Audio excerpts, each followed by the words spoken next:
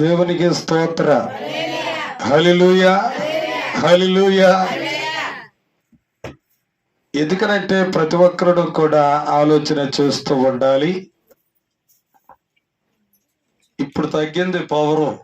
First లో అయితే ఇంకా బాగా ఉద్యోగంగా ఉండేది. స్తోత్ర. కానీ నా ప్రియమైన దేవుని బిడ్డలారా, మనము కూడా ఆలోచన చేస్తూ ఉండాలి. ఎందుకనంటే యేసుక్రీస్తు ప్రభు కూడా ఏమండి 3 సందర్భాల్లో కోపగించుకున్నాడు. అవేంటో మీరు చెప్పగలుగుతారా? ఏమండి, ఒక మాటను మనము చెప్పామంటే వెంటనే మన మనసులోనికి ఆ సందర్భం గుర్తుకు రావాలి. స్తోత్రం చెప్పండి. ఆ సందర్భం మనకు గుర్తుకు రావాలి అంటే ప్రతిదినము కూడా దేవుని యొక్క వాక్యాన్ని మనము క్షుణ్ణముగా పరిశీలన చేసేవారంగా ఉండాలి. వాక్యాన్ని పరిశోధన చేసేవారంగా ఉండాలి. వాక్యమును మనము పరిశీలన చేస్తూ ఏమంటే ఆ యొక్క సందర్భాన్ని బట్టి సేవకుడు చెప్పాడు కాబట్టి వెంటనే ఆ మాట ఎక్కడ ఉన్నదో అని నువ్వు ఏమంటే ఏం చేయాలా? ఆ బైబుల్ ఎక్కడ ఉందయ్యా రిఫరెన్స్ అంటే గొప్పని తీసి చదివి ఆ యొక్క వివేచన నీకు ఉండాలి అంటే ప్రతిదినం ఏం చేయాలా? వాక్యాన్ని నీవు ఎక్కువగా చదవటం నేర్చుకోవాలా. లేదు వాక్యాన్ని వినాలా, ఎక్కువగా ఏం చేయాలా? వాక్యాన్ని అన్నా వినాలి. ఏమండి, చదవలేకపోవటం, చదువు రాకపోతే వాక్యాన్ని ఎక్కువగా నువ్వు వినాలి. ఎందుకనంటే వాక్యాన్ని విని అది నీ హృదయంలో దానిని నువ్వు భద్రం చేసుకోవాలా. ఏం చేయాలమ్మా? భద్రం చేసుకోవాలా. ఎందుకనంటే నా ప్రియమైన దేవుని బిడ్డలారా, ఒక్కొక్క అంశం గురించి మాట్లాడినప్పుడు, ఒక సందర్భం గురించి మాట్లాడినప్పుడు వెంటనే నాకు ఏమొస్తుంది అంటే ఆ సందర్భం నాకు గుర్తుకొస్తుంది. స్తోత్ర. ఎందుకో సందర్భం గుర్తుకొస్తుంది అంటే దేవుని యొక్క మాటలు మనము ధ్యానము చేస్తూ ఉన్నాం, దేవుని యొక్క వాక్యాన్ని మనము చదువుతూ ఉన్నాం, దేవుని యొక్క వాక్యాన్ని ప్రకారంగా మనము జీవిస్తూ ఉన్నాం కాబట్టి దానిలో మనము నీలమైపోతున్నాం కాబట్టి దానిలో గనక మనము జీవిస్తూ ఉన్నాం కాబట్టి ఆ యొక్క సందర్భాన్ని దేవుడు ఏం చేస్తాడు? పరిశుద్ధాత్మ దేవుడు గుర్తుకు తీసుకొస్తాడు. హల్లెలూయా, హల్లెలూయా. ఎందుకనంటే మనమే ఆయన యొక్క ఇల్లు, ఆయన యొక్క ఇల్లుగా మనం ఉంటూ ఉన్నాం కాబట్టి ఆయన ఇల్లు అనబడిన వారు ఎలాగుండాలంటే ఆయన మన మధ్యలోనికి రావాలన్నా, మనతో ఉండాలన్నా, మనతో నివాసము చేయాలన్నా, మన మధ్యలో ఆయన మరి సంచారము చేయాలన్నా మనము దేహం అనే దేవాలయాన్ని మనం పరిశుద్ధంగా ఉంచుకోవాలా. స్తోత్ర. ఎలాగుండాలమ్మా? మన గృహములో ఎవరు ఉండాలంటే దేవుడు ఉండాలంటే, దేవుడు మన గృహములో నివాసము చెయ్యాలంటే, దేవుడు మన యొక్క గృహములో ఆయన సంచారము చెయ్యాలంటే పరిశుద్ధాత్మ దేవునికి నీవు అవకాశము ఇచ్చే వ్యక్తిగా ఉండాలి. ఎందుకనంటే నీ దేహాన్ని ఎప్పుడు కూడా నీవు దేహం అనే దేవాలయాన్ని ఎప్పుడు కూడా నీవు అపవిత్రము చేసుకోనకూడదు. నీ గృహము పరిశుద్ధంగా ఉండాలా. ఏమంటే నువ్వు ఆ నిగ్రహంలో నివసిస్తూ ఉన్న వారందరూ కూడా పరిశుద్ధంగా ఉండాలా. ఎప్పుడైతే పరిశుద్ధంగా ఉంటూ ఉంటారో దేవుడే ఆ యొక్క గృహములోనికి వచ్చి ఏమండి ఆ గృహములో నివాసము చేస్తూ ఉంటాడు. హల్లెలూయా. ఎందుకనంటే మా తండ్రి గారు ప్రార్థన చేసుకునేటప్పుడు, పాత ఇంటి దగ్గర ఉన్నప్పుడు ప్రార్థన చేసుకున్నప్పుడు ఏమంటే సపరేట్ గా ఒక రూము ఏర్పాటు చేసుకున్నాడు. ఒక రూమును ఏర్పాటు చేసుకొని ఆ రూములో కొన్ని దినాలు ఉపవాసం ఉండి ఆ రూములోనే ప్రార్థన చేస్తూ ఉంటుంటానంట. పరిశుద్ధాత్మ పావురు వచ్చి అక్కడ వాలిపోయిందంట. స్తోత్ర. అది విశ్వాన్ని తోలిన గాని ఆ స్థలంలో నుంచి వెళ్ళటలేదంట. దేవునికి స్తోత్ర. ఎందుకనంటే నా ప్రియమైన దేవుని బిడ్డలారా, దేవుని యొక్క ఆత్మ ఎప్పుడైతే నువ్వు ఆ ఆత్మను పొందుకుంటావో, ఆత్మ దేవుని యొక్క మార్గంలో నడుస్తూ ఉంటావో, ఆత్మ దేవుని యొక్క సహవాసంలో జీవిస్తూ ఉంటావో, ఆత్మ దేవుడు మన మధ్యలోనికి వచ్చి మన యొక్క గృహంలోనికి వచ్చి ఆయనే మన మధ్యలో సంచారము చేస్తాడు. ఎందుకనంటే ప్రేమ దేవుని బిడ్డలారా, మనము కూడా ఆలోచన చేస్తూ ఉండాలండి. ఎప్పుడు కూడా నీ గృహం ఎలాగుండాలమ్మా?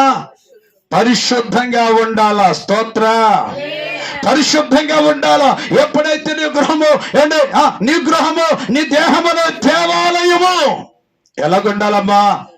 ఆ దేవాలయములోనికి వచ్చి దేవుడు నివాసము చేయటానికి ఆయన ఇష్టపడుతున్నాడు. ఆయన ఇష్టపడుతూ ఉన్నాడు. ఆయన యొక్క ఇష్టాన్ని కనుక నువ్వు గుర్తించగలిగినట్లయితే, ఆయన యొక్క ఇష్టానుసారమైన జీవితాన్ని కనుక నీవు జీవించినట్లయితే, ఆయన యొక్క ఆ దైవత్వములో కనుక నీవు నమ్మకంగా నువ్వు ప్రయాణం చేయగలిగినట్లయితే, ఆత్మదేవుడు వచ్చి నీ యొక్క దేహమున దేవాలయములో ఆయన నివాసము చేస్తూ ఉంటాడు. ఎందుకనంటే ఏమండి, విశ్రాంతి దినాన ఎలాంటి అద్భుతాలు చేయకూడదని చెప్పారు. ఎందుకనంటే దానికి ముందుల చాలా ఉన్నాయి. నేను ఎప్పుడు చెప్పాను, నేను దానికి చెప్పాలి అంటే సబ్జెక్ట్ గా అంతా కూడా వివరించాలి అంటే దరిదాపు 1.5 గంట సమయం పట్టిద్ది. ఏమండి, కానీ నా ప్రియమైన దేవుని బిడ్డలారా, వాక్యము చెప్తుంది ఏమంటే మొట్టమొదటిగా ఏమంటే ఎక్కడికి వెళ్ళాడంటే యేసు క్రీస్తు ప్రభు ఏమంటే విశ్రాంతి దినాన ఏమంటే ఒక హోస చేయగలిగిన వ్యక్తి వచ్చాడు. వచ్చినప్పుడు విశ్రాంతి దినాన నువ్వు అద్భుతాలు చేయటానికి వీలు లేదన్నారు. స్తోత్ర. ఏమన్నారమ్మా? అద్భుతాలు చేయటానికి వీలు లేదన్నారు. ఎవరు? పరిచయులు గాని శాస్త్రులు గాని ఏమంటే అనబడిన వారు. అప్పుడు అంటున్నాడు యేసు క్రీస్తు ప్రభు అంటున్నాడు ఏమంటే ఒక గోతులో ఒక ఎద్దు పడితే విశ్రాంతి దినాలని విడిచిపెట్టేస్తామా చెప్పండి అమ్మా. ఇప్పుడు ఒక గోతులోకి వెళ్ళి ఒక మనుషుడు అంటే మరి చూడక మరి పడిపోతే ఆ బిడ్డను లేపాలా లేపకూడదా? ఆ బిడ్డను రక్షించకూడదా? ఎందుకనంటే నా ప్రియమైన దేవుని బిడ్డలారా, ఓచ చేయగలిగిన వాడు అంటే ఏమంటే ఊగిపోతున్న చేతిని అంటే అలాంటి వాడు దేవుని యొక్క మందిరములోకి వచ్చాడు. అలాంటి వాడు వచ్చినప్పుడు ఏమంటే అతనిని ఎప్పుడైతే యేసు క్రీస్తు ప్రభు ఏమంటే అతని యొక్క చేతును ముట్టుకున్నాడో వెంటనే ఆయనకు చెయ్య వచ్చేసింది. స్తోత్ర. హల్లెలూయా, హల్లెలూయా. ఎందుకనంటే నా ప్రియమైన దేవుని బిడ్డలారా, దేవుడు ఏం చేశాడంటే 3 పర్యాలు 3 సందర్భాలుగా యేసు క్రీస్తు ప్రభు కోపగించుకున్నాడు. ఈ విషయంలో కోపగించాడు. ఆ మాటను కూడా మీరు చదువుతారా? చూపిస్తాను. ఏంటి ఇదంతా కూడా ఇంట్రాక్షనే. దేవుని స్తోత్ర. ఏమంటే వచ్చేవారు దేవుని చిత్తం అయితే వచ్చేవారు మాట్లాడతా. దేవుని స్తోత్ర. కనుక ఆ మాటను మనం ధ్యానం చేసుకుందాం. చూడండి, మార్కు సువార్త 3వ అధ్యాయము 3వ వచనం నుంచి 5వ వచనాల వరకు కూడా. 3వ అధ్యాయము 3 నుంచి 5 వచనాల వరకు. మార్కు సువార్త 3వ అధ్యాయము 3వ వచనము నుంచి నీవు లేచి మధ్యను నిలువమని ఓచ చేయగలవానితో చెప్పి వారిని చూచి విశ్రాంతి దినమున మేలు చేయుట ధర్మమా, కీడు చేయుట ధర్మమా, ప్రాణరక్షణ ధర్మమా, ప్రాణహత్య ధర్మమా అని అందుకు వారు ఓరకుండిరి. ఆయన వారి హృదయమును కాఠిన్యమునకు దుఃఖపడి కోపముతో వారిని కలయొచ్చి నీ చెయ్య చాపమని ఆ మనిషితో చెప్పెను.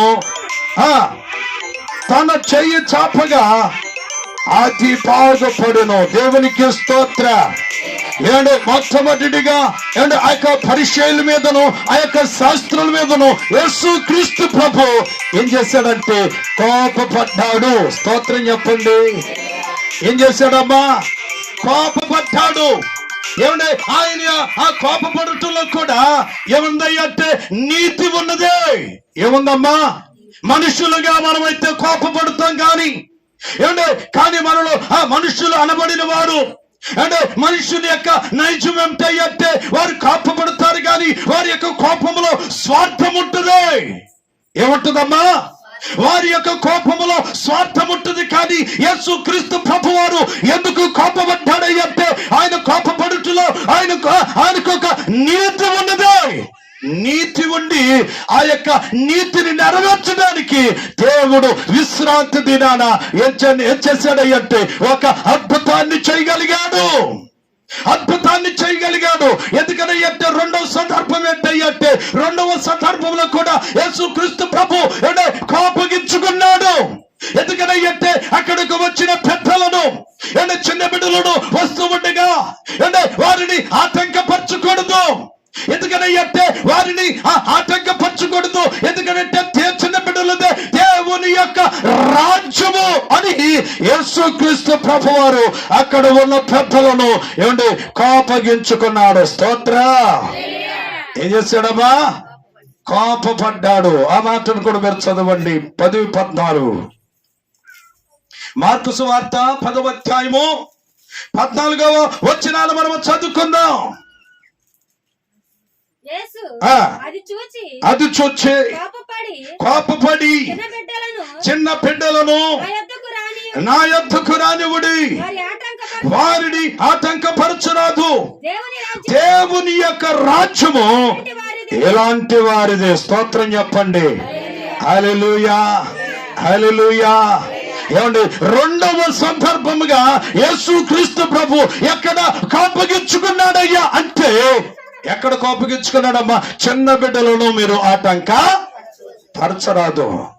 ఏమంటే ఎలాంటి వారిదే దేవుని యొక్క రాజ్యము.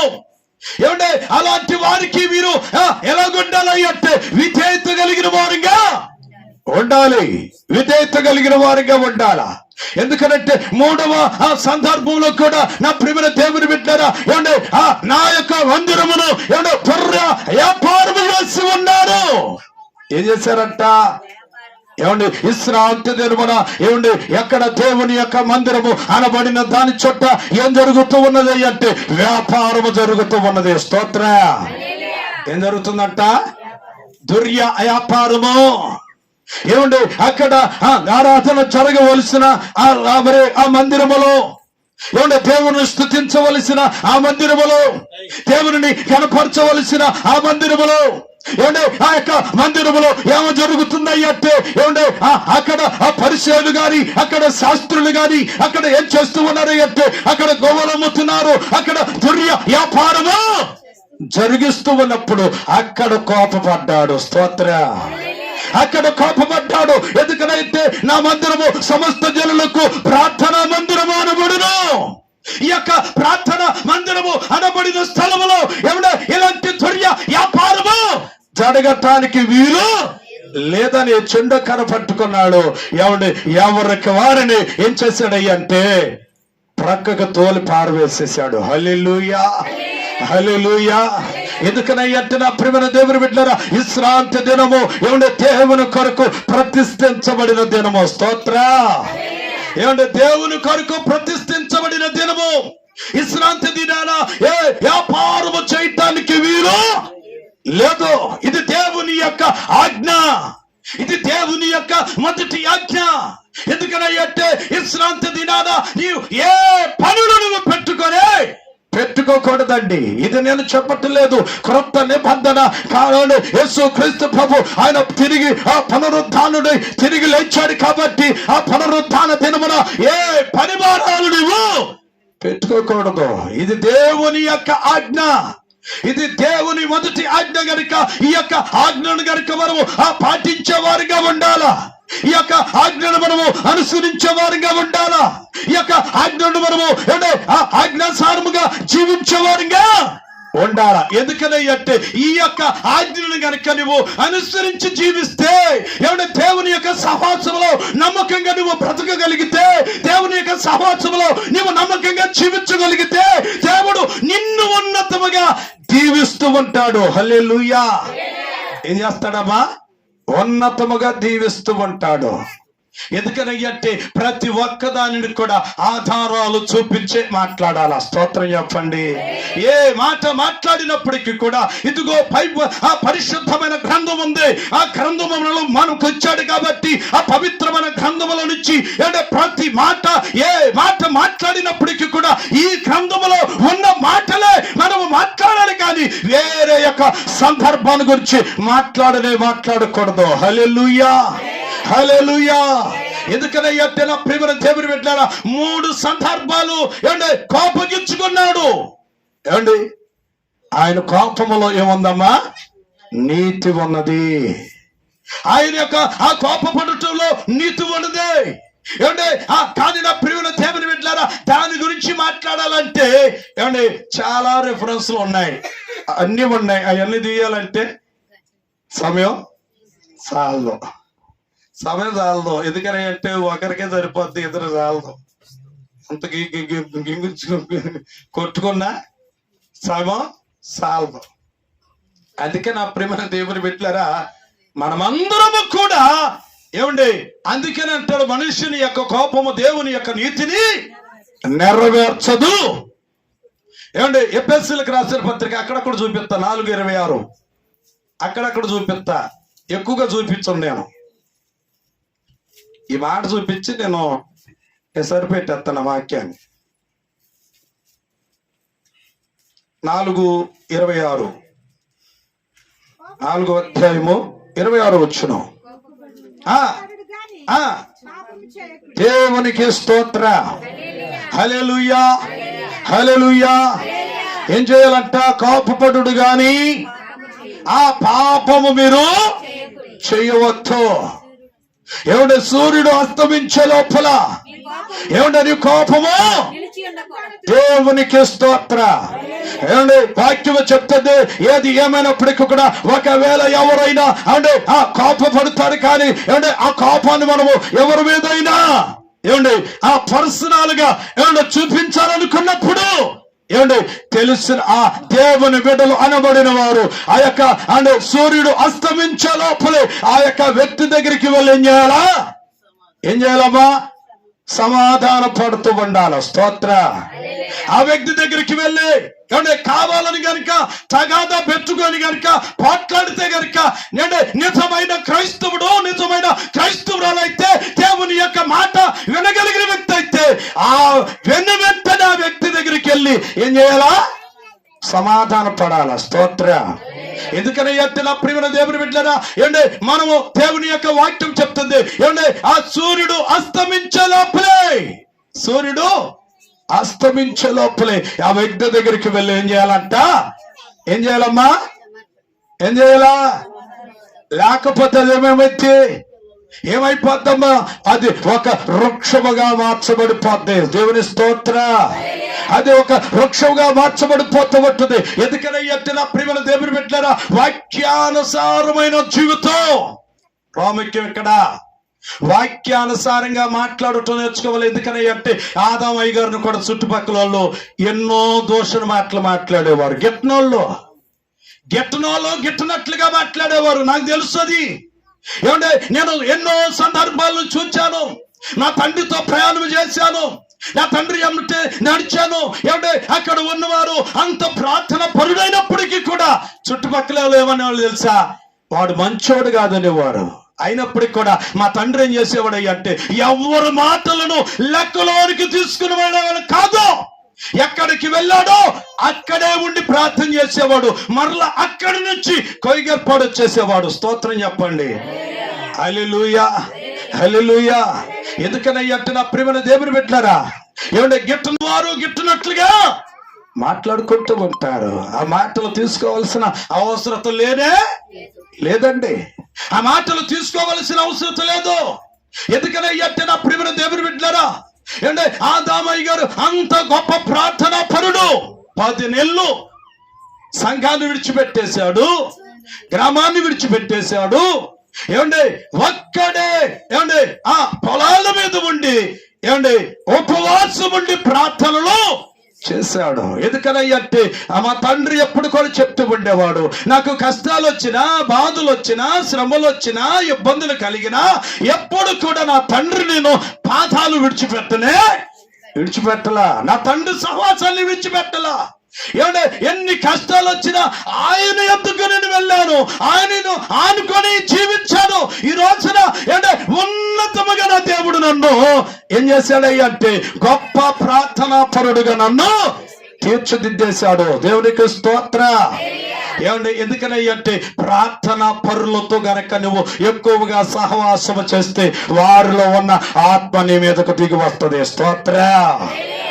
ఏమవుతుందమ్మా? ఎందుకు నీ మీదకి ఆత్మ దురాత్మల చేత పీడింపబడుతున్న వారితో కనుక సహవాసము చేస్తే వారిలో ఉన్న దురాత్మలన్నీ కూడా నీ మీద పనిచేస్తూ ఉంటే దేవుని స్తోత్ర. ఎక్కించుకుంటావా? మరి ఇంకోటి ఏంటి? ఎక్కించుకుంటావా? వదిలించుకుంటావా? అది నీ ఇష్టం. నీ విజ్ఞతగా నేను వదిలేస్తున్నాను. ఎందుకని అంటే చెప్పవలసిన బాధ్యత నాది, వినవలసిన బాధ్యత నీది. ఏమంటే అనుసరించి జీవించాలో అది జీవిస్తావో జీవించవో అన్నది నాకు అనవసరం. చెప్పవలసిన డ్యూటీ నాది. స్తోత్ర. ఏమంటే చెప్పవలసిన బాధ్యత నాది. ఏదైనా ఏమంటే ఈ రోజున నీకు మరి ఖండితంగా వాక్యం చెప్తున్నావు అనుకుంటున్నావే, కానీ ఏంటంటే నీకు గుచ్చుకోవచ్చు, ఆ మాటలు నీకు గుచ్చుకోవచ్చు, అంటే ఆ మాటలు నీకు బాధ కలగజేయవచ్చేమో, కానీ ఒక దినాన ఆ మాటలు నీవు నిన్ను ఎక్కడికి తీసుకుని వెళ్తాయి అంటే దేవుని యొక్క రాజ్యములోనికి నిన్ను తీసుకుని వెళ్తూ ఉంటాయి. స్తోత్ర. హల్లెలూయా, హల్లెలూయా. ఆ మాటలు కావాలా? నిన్ను మొలక చెట్టు ఎక్కిలించే మాటలు నీకు కావాలా? ఏ మాటలు కావాలో చెప్పండి. ఏ మాటలు ఎక్కిస్తే నీకు, ఏ మాటలు ద్వారాగా నువ్వు ఎక్కడికి వెళ్తావయ్యంటే ఏమంటే ఎప్పుడు చూసినా నువ్వు ఆశీర్వదించబడతావు, నీ దీవించబడతావు, నీ బిడ్డలు దీవించబడతావు. ఇక ఎప్పుడు కూడా దీవెనలే. నీకు దీవెనలు కావాలా? చెప్పండి. అసలు దీవెనల గురించే చెప్తున్నారు, ఆశీర్వాదాల గురించి చెప్తున్నారు. ఏమా నువ్వు 4 ఇళ్ళు కడతావు. ఎక్కడి నుంచి కడతావమ్మా? 4 ఇళ్ళు కడతావు, నీకు 4 పిల్లలు పడతారు. ఈ ప్రసంగాలే ఎక్కువైపోతుంటే అక్కడ దేవుని యొక్క రాకడ వస్తుందిరా బాబు అని చెప్పేవాడు ఎవడున్నాడమ్మా? చెప్పేవాడు ఎవడున్నాడు? హెచ్చరికమైన బాధ చేసేవాడు ఎవడున్నాడు? ఏమంటే ఖండితంగా చెప్పేవాడు ఎవరున్నారు? అంటే ఖండితంగా చెప్తే ఈ రోజున ఏమంటే నచ్చటిలా, నచ్చినా నచ్చకపోయినా ఉన్నట్లుగానే బోధించాలి. స్తోత్ర. అంతే నా సిద్ధాంతం. అంతే. నువ్వు నచ్చిన ఆ అయ్యారు కొయ్యగారు పాడ ఆ జోజు బాబు నచ్చినా నచ్చకపోయినా నేను చెప్పవలసిన మాటలు ఇంతే. ఎందుకనంటే ఈ మాటలు కనుక నీవు వినగలిగితే నీవు ఎక్కడికి వెళ్తావయ్యంటే సరైన మార్గంలోనికి నువ్వు నడుస్తావు. స్తోత్ర. ఆ మార్గం నీకు కావాలా? ఏమన్నా ముసలమ్మ ముచ్చట్లు మాట చెప్పి ఏమా నరకంలోకి పోయే మార్గం నీకు కావాలా? ఏ మార్గాన్ని నువ్వు ఎంచుకుంటా? ఏమండి ఏ మార్గాన్ని నువ్వు ఎంచుకుంటావు? ప్రేమ దేవుని పెట్టారా? ఏమంటే ఆ మార్గాన్ని నువ్వు ఎంచుకోవాలి అంటే, ఆ మార్గంలో నువ్వు నడవాలి అంటే, ఆ మార్గంలో నువ్వు అంటే ప్రయాణం చేయాలి అంటే సత్యమైన దట్టి నువ్వు కట్టుకునే వ్యక్తిగా ఉండాలి. సత్యము. నడుముకి ఏం కట్టుకోవాలమ్మా? ఏమంటే ఏం కట్టుకోవాలా? ఏమంటే నడుముకి ఏం కట్టుకోవాలా? ఏం కట్టుకొని నువ్వు ధరించుకోవాలి అంటే నవ్వుడే సత్యమనే తట్టిని నువ్వు కట్టుకొని ఏమండి నువ్వు నడిచే వ్యక్తిగా ఉండాలి. సర్వంగమని కవచమును ధరించుకుందువుగాక. దేవుని కొరకు నువ్వు బ్రతుకుదువుగాక. దేవుని కొరకు నువ్వు జీవించుదువుగాక. దేవుని కొరకు ఒక పరిపూర్ణమైన జీవితాన్ని కలిగి నువ్వు జీవించుదువుగాక. దేవుని కొరకు ఒక నిబంధన చేసుకుందువుగాక. కనుక నా ప్రియమైన దేవుని బిడ్డలారా, దేవుని కొరకు బ్రతకడం మనం నేర్చుకుందాం. దేవుని కొరకు జీవించడం నేర్చుకుందాం. ఎందుకంటే ఈ రోజున నా ప్రియమైన దేవుని బిడ్డలారా, ఏది ఏమైనప్పటికీ కూడా ఈ రోజున ఎట్లాగుందయ్యి అంటే పరిస్థితులు ఆత్మీయ బిడ్డలు ఏమైపోతే నాకెందుకు? చెప్పవలసిన మాటలు చెప్తున్నాను. వాళ్ళు ఇంటే వింటారు, పోతే పోతారు. అన్నట్లుగా ఉండకూడదండి. ఎందుకంటే నాకు భారం ఏంటంటే, నాకు బాధ్యత ఏంటంటే, నేను ఏమంటే మరి నరకం అనే కోపముల నుంచి వారిని ఎక్కడికి లాగాలి అంటే సత్య మార్గంలోనికి లాగాలన్నదే నా ప్రయత్నం. కానీ మీ దగ్గర ఏదో నేను ఆశించమటికి నేను సేవ చేయట్లా. వాస్తవం ఇది. నాకు దేవుడు ఇవ్వట్లేదు, కానీ ఇస్తే వారం వారం భోజనాలు కూడా పెడతా. ఇవ్వట్లా. ఎందుకని అంటే 14 సంవత్సరాలు ట్రైనింగ్ లో పెట్టాడంట ఆదమయ్య గారిని. ఎన్ని సంవత్సరాలు? 14 సంవత్సరాలు ఇది ట్రైనింగ్ రా బాబు అన్నాడంట. 2 రూపాయలు వచ్చాయంట. ఆ 2 రూపాయలు పట్టుకొని కళ్ళంబట్టి నీళ్ళు కళ్ళు గుక్కొని ఏం చేయాలా? ఈ 2 రూపాయలు తీసుకెళ్ళి ఏం చేసుకోవాలా? ఎంతమందిని బతికించాలా? 3 కూతుర్లు, 2 కొడుకులు, 5 అని భార్య భర్తలు 2, 7గురితో పాటు ఇంకొక ఎక్కుతున్నాడు ఎవరో ఆ మాపారయ్య గారు. 8 మంది. ఎలాగ బ్రతకాలో చెప్పండి? ఎలాగ బ్రతకాలా? ఏమండి? అయినప్పటికీ కూడా 14 సంవత్సరాలు నీకు ట్రైనింగ్ ఇచ్చానన్నాడట. ఇక ట్రైనింగ్ అయిపోయింది, నిన్ను ఎనికేపాడు గ్రామానికి పంపిస్తున్నానని చెప్పాడంట. దేవునికి స్తోత్ర, హల్లెలూయా. ఈ రోజున మన్నా గుర్తుందండి. అక్కడ మన్నా గుర్తుంది. వేసాడు. ఏం చేశాడు అంటే చెట్టు వేశాడు. ఆ చెట్టు వేశాడు. చెట్టు ఫలాలు ఈ రోజున కోసుకొని కుమారుడు అనుభవిస్తూ ఉన్నాడు. స్తోత్ర. ఎందుకనంటే మా తండ్రి కష్టపడ్డాడండి. మా తండ్రి కష్టపడ్డాడు. ఆ కష్టానికి తగిన ప్రతిఫలము దేవుడు ఇవ్వబోతూ ఉన్నాడు. దాని కొరికే నేను బ్రతుకుతూ ఉన్నాను, దాని కొరికే నేను జీవిస్తూ ఉన్నాను. దేవుడు నాకు ఇచ్చిన ఇవ్వకపోయినా నాకంటూ ఒక నిరీక్షణ ఉన్నదే. నాకంటూ ఒక నిరీక్షణ కలిగిన జీవితాన్ని నేను జీవిస్తూ ఉన్నాను. ఎందుకంటే నా దేవుని యొక్క రాకడ పర్యంతము వరకు కూడా నా దేవుని కొరకు బ్రతకాలని నేను నిశ్చయించుకున్నాను. స్తోత్ర. ఆ రోజున నిశ్చయించుకున్నాను. నేను ఏదుండా లేకపోయినా, ఏది కలిగినా కలగకపోయినా, అవసరమైతే గంజి నీళ్ళు తినటానికైనా నేను ఇష్టపడిపోయా ఈ సేవలోనికి వచ్చా. స్తోత్రం చెప్ప. ఇష్టపడి వచ్చా, ఇష్టం లేక రాలా ఏమా. ఇష్టపడే నేను ఇక్కడికి సేవలోనికి వచ్చా. ఎందుకంటే మా తండ్రి చేసే సేవ నాకు తెలుసండి. వచ్చేదెంతో, తినేదెంతో, తీసుకునేదెంతో, ఏమంటే సమస్తము కూడా నాకు తెలుసు. ఎందుకంటే సంఘాన్ని నడిపించడం మామూలు విషయం కాదమ్మో, మామూలు విషయం కాదు. ఏమంటే ఎన్ని మాటలు పడాల్సి వస్తుందో, ఎవరెవరితో ఎన్ని మాటలు అనిపించుకోవాల్సి వస్తుందో. ఏమంటే ప్రతిదానికి కూడా సేవకుడు అనేవాడు అణిగి ఉండాల. స్తోత్ర. చచ్చిన వాడు వలె ఉండాలా. ఎలాగుండాలమ్మా? చచ్చినోళ్ళలాగా ఉండాలా. ప్రతిదానికి మొక్కెగరెత్తే అక్కడ కట్ చేస్తాడు. స్తోత్ర, హల్లెలూయా, హల్లెలూయా. ఎందుకనంటే నన్ను కూడా దేవుడు తీర్చిదిద్దుతున్నాడు. ఎందుకనంటే సంవత్సరం తరబడి సంవత్సరం నన్ను దేవుడు ఏం చేస్తున్నాడంటే ఒక సువర్ణంగా మారుస్తూ ఉన్నాడు. రాబోయే దినాల్లో అనేకమైన పట్టణాలు కూడా తీసుకుని వెళ్ళి బహుబలంగా వాడుకోబోతున్నాడు. స్తోత్ర. ఏమండి? ఆయన వాడుకోబోతున్నాడు. ఎందుకనంటే నా ప్రియమైన దేవుని బిడ్డలారా, మరి సంఘము అనబడిన వారికి కూడా ఏం చేయాలి అంటే నడుము కట్టుకొని ప్రార్థన చేసేవారు కూడా ఉండాలండి. సంఘము ప్రార్థన చేస్తే శిరసాలే బ్రద్దలైపోయినాయి. సంఘము ప్రార్థన చేస్తే ఎటువంటి కార్యాలైనా దేవుడు సునాయాసంగా జరిగిచ్చేస్తాడు. హల్లెలూయా, హల్లెలూయా. ఎందుకనంటే పేతురు గారు చెరసాలలో ఉంచబడినప్పుడు సంఘమంతా కూడా ఒక స్థలములో కూడుకొని, ఒక గృహములో కూడుకొని వారు అత్యాశక్తి కలిగి ప్రార్థన చేసినప్పుడు ఆ సంఘమంతా కూడా ఏడ్చి ప్రార్థన చేస్తే చెరసాలలో ఉంచబడిన వ్యక్తి ఎక్కడికి వచ్చాడంటే వారు ఉన్న స్థలములోనికి వచ్చి ఏం చేశాడమ్మా? అక్కడ ఉన్నవారు ఒక చిన్నది చూచిందండి. ఒక చిన్నది చూచి అయ్యా పేతురయ్యా మన యొద్దకు వచ్చాడని చెప్తే వాళ్ళే ఆశ్చర్యపడిపోయారు. స్తోత్ర. అక్కడ ఉన్నవాడు ఇక్కడికి ఎట్లా వస్తాడు? చెరలో ఉన్న వ్యక్తి ఇక్కడికి ఎట్లాగొస్తాడు అని ఆశ్చర్యపడిపోయారు. ఎందుకనంటే ఆ సరసాలుగా ఉన్నాయి.